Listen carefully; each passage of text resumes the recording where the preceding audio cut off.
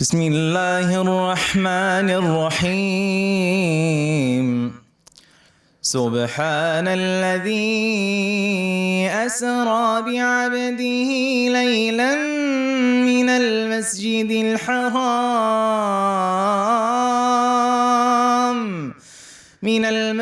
الحرام إلى المسجد الأقصى الذي باركنا حوله لنريه من آياتنا إنه هو السميع البصير. صدق الله العظيم. وقربان الدبم قدس سأحميك يا قدس. دينا آري يا قدس. سأحميك يا قدس. سأحميك يا قدس. وعندن دينهن أقصى سبيل سومسنا.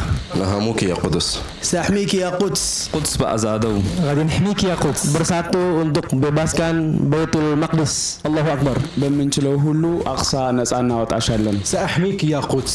إن شاء الله قدسكم آزاد كرونغا. سنحميك يا قدس. سنأزغلشجز أي قدس. بالروح بالدم نفديك يا أقصى.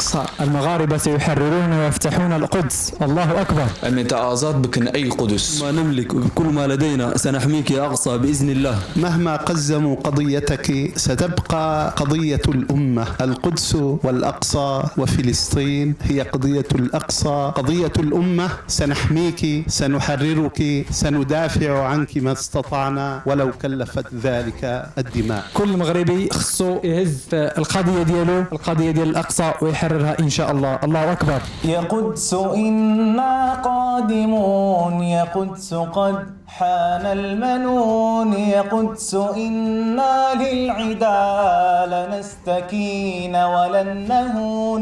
هذه فلسطين الحبيبة علمتنا أن نكون، هذه فلسطين الحبيبة علمتنا أن نكون، وعلمتنا أن نكون جنود رب العالمين.